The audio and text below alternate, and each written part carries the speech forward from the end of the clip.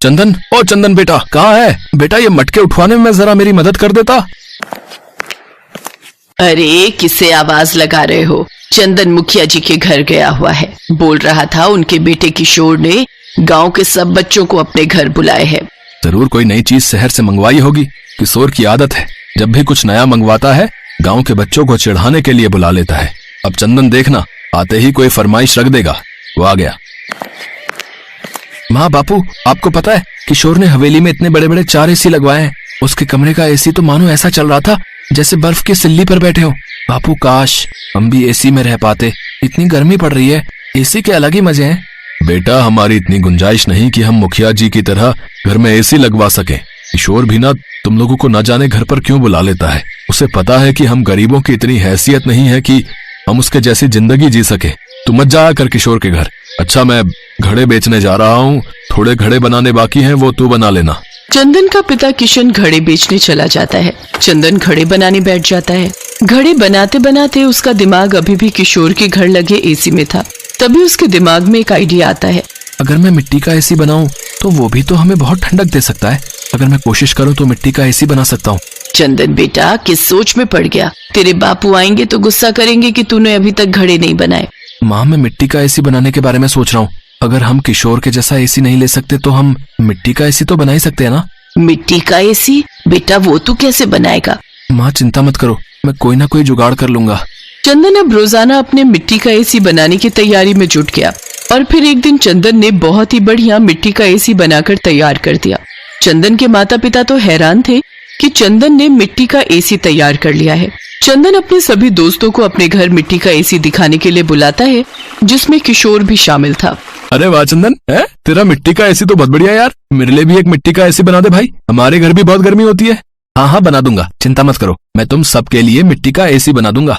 अरे मेरा एसी बहुत बढ़िया है, तुम्हारा ये मिट्टी का सस्ता एसी मेरे एसी के सामने कुछ भी नहीं है। किशोर, एक तो चंदन ने इतनी मेहनत से ये एसी तैयार किया है और तू उसे गलत बोले जा रहा है। जा, हमें तेरे से बात नहीं करनी यार, जा। देख लूंगा तुम सबको, मैं जानते नहीं हो, मैं गाँव के मुखिया का बेटा हूँ। किशोर गुस्से में वहाँ से चला जाता है। अरे तुम्हें उससे ऐसे बात नहीं करनी चाहिए थी। चलो जाने दो, जब उसका गुस्सा ठंडा होगा अपने आप आ जाएगा। माँ बापू आओ ना, हम सब इस एसी की ठंडी हवा का मजा लेते हैं। चंदन, तूने तो वाकई में बहुत बढ़िया एसी बनाया है रे। ये तो बहुत ठंडक दे रहा है, पूरा कमरा ठंडा हो गया है भाई। ठीक कह रहे हो, हमारा चंदन सचमुच बहुत दिमाग वाला है। पड़ोस के सारे लोग अब इससे ही ऐसा एसी बनाने के लिए कह रहे हैं। हाँ माँ, मैं सबके लिए बना दूंगा, कम से कम गर्मी में सबको परेशानी तो नहीं होगी। मिट्टी का एसी लग जाने से सचमुच गर्मी बहुत कम हो गई थी।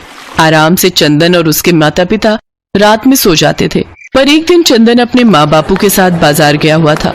जब वो वापस लौटा तो उसने देखा उसके घर की खिड़की खुली हुई है और उसका मिट्टी का एसी टूटकर बिखरा पड़ा है।